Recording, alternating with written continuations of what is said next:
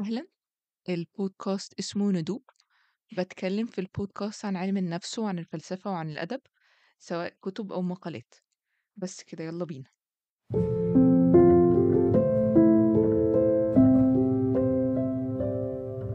طيب، أنا عارفة إن أنا بقالي فترة طويلة فعلا ما سجلتش حلقة، وده شيء حزين. بس أنا في الفترة دي عندي امتحانات. قررت أكون شخص ملتزم وذاكر يعني. فإن شاء الله الدنيا تعدي، وإن شاء الله الامتحانات تخلص على خير، وارجع اعمل. انا بحضر حلقة عن كتاب ليه علاقة بالديبريشن مع حد من اصدقاء النادي. فهي حلقة جميلة جدا وانا بحضر لها ومتحمسة لها.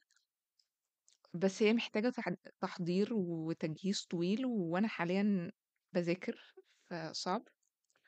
فانا كنت ناوي ان انا اعمل الحلقة اول ما اخلص امتحانات بإذن الله. بس في حاجة لقيتها قدامي، انتشلتني من اي حزن انا حاسه بيه نتيجه الامتحانات او نتيجه الشغل او نتيجه اي حاجه. اللي أنا هاقوله دلوقتي اللي هي القطعة اللي أنا لقيتها، اللي هي حرفيًا غيّرت مودي 180 درجة. عبارة عن حاجة كتبتها أروى صالح تقريبًا أمينة النقاش، لو أنا فاكرة اسمها التاني صح، هي أمينة، بس أنا فاكرة إن هي أمينة النقاش. آمم، أروى صالح حد كان عايش في القرن اللي فات، وكان في الحركة الطلابية، ونهايتها كانت إن هي انتحرت. المهم بغض النظر، هي كتبت جواب جميل جدًا، جدًا، جدًا لأمينة النقاش.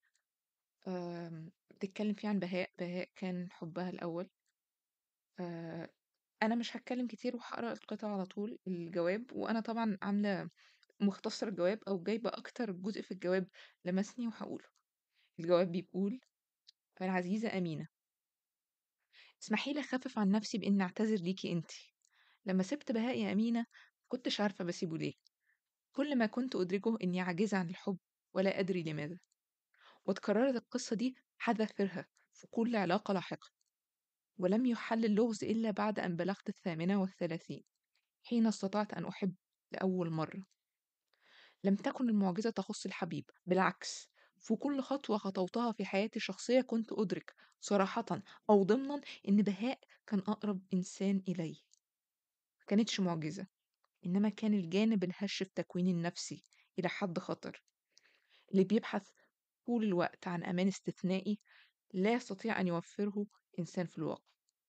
ولأن الثقب كان في الداخل وعميق جدا، الجانب ده كان قطع رحلة الضعف للنهاية، عبر بهدلة لا إنسانية في الحزب حتى المرض والانتحار إلى آخره. واتعلمت جوه الرحلة دي أصفح عن جروحي القديمة وأتقبل نفسي كما هي. وإن الحل الفعلي الوحيد لثقب عدم الأمان القديم هي إن أتعلم كيف أعطي أنا نفسي. فقط فقط لما وصلت للنقطة دي عرفت أحب. لكن في الحقيقة ما كانش بقى فيه ناس كتير يستاهلوا. كان نفسي أقول لبهاء سامحني، ولو أقول الكلمة دي ونمشي كل واحد في طريقه تاني. بس يعرف بس يعرف إني قطعت رحلة عمري العصيبة باحثة بالذات على الحب بكل أشكاله، لكي أعرف مرة تلو الأخرى أنه كان رجلي. ولعله مهما تألم ما كان يحلم بمثل هذا العقاب. أروى صالح. يمكن الجواب ده أنا عرفت أروى صالح بالصدفة، من كتاب اسمه المبتسرون. وأنا ما قريتش كتاب المبتسرون كله، بس كان في يعني يمكن هو كان غارق شوية في تفاصيل مش مهمة بالنسبة لي، بس كل تفاصيل إنسانية كانت ملفتة بالنسبة لي في الكتاب. كل حاجة إنسانية جواباتها كانت لافتة نظري.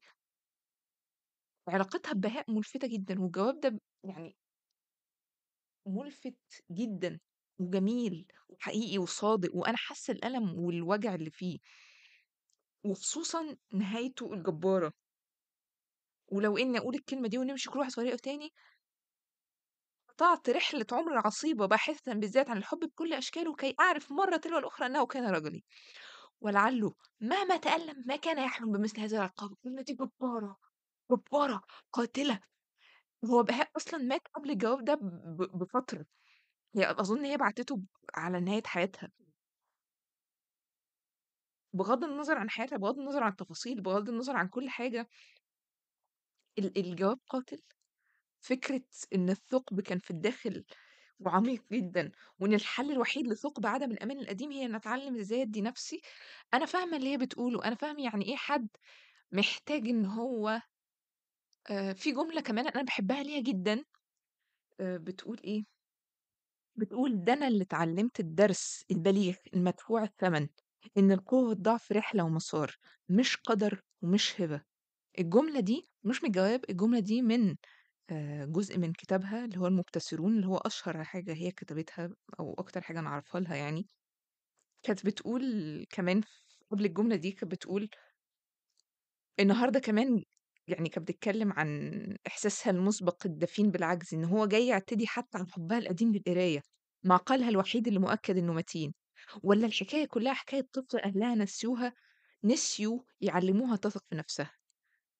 بتقول: "لكن ده أنا اللي اتعلّمت الدرس البليغ المدفوع التمن إن القوة والضعف رحلة ومسار مش قدر ومش هبة، وعارفة إن حتى في انهيار المهول مش بس شيء أصيل، إنما حتى جسارة لن يعرفها كثير من اللي استمرّوا." أروى جميلة، حقيقية، وده اللي فارق معايا في شخصيتها. أنا مش فارق معايا كل التفاصيل التانية، مش فارق معايا رحلتها، اسمها السري، كل التفاصيل دي مش فارقة معايا في حاجة. أنا فارق معايا مدى الصدق اللي في الجواب ده، مدى الصدق في الاقتباس اللي أنا قُلته من المبتسرون. ال الكتاب الجزء اللي أنا قريته منه اللي أنا نقيته واخترت الأجزاء اللي هي كانت كاتبة فيها رسايل كان جميل جدًا، والخطاب كمان كان جميل جدًا، جدًا. فأنا قررت إن أنا أقطع عُزلتي الاختيارية اللي أنا كنت فيها أو الإجبارية عشان أشارككم الجواب ده وأشارككم مشاعري اللي اتغيّرت تمامًا. يعني وده الغريب، إن اقتباس بهذا القدر من اللي قد يبدو سوداوي وقد يبدو آمم حزين وقد يبدو مأساوي، ممكن إن هو ينتشل شخص تمامًا من أحزانه، وده التأثير الجبار للأدب وللفلسفة ولعلم النفس، إنه ممكن فكرة سوداوية جدًا، بس إن أنت تحس إن حاجة جواك أو حاجة شبه شوية اللي جواك في حد قبل كام سنة. الست دي ماتت 97، يعني ماتت منتحرة سنة 97. آمم، هي حاسة بنفس اللي أنا حاساه في حاجات كتير، وعارفة تنقله في كتاب. دي عظمة الكتابة، ودي عظمة القراية اللي إحنا بنعملها. بس ربنا يرحم أروى صالح، وربنا يرحم بهاء النقاش، وبس. كل سنة وأنتم طيبين. أرجع لكم بقى بعد الامتحانات إن شاء الله. سلام.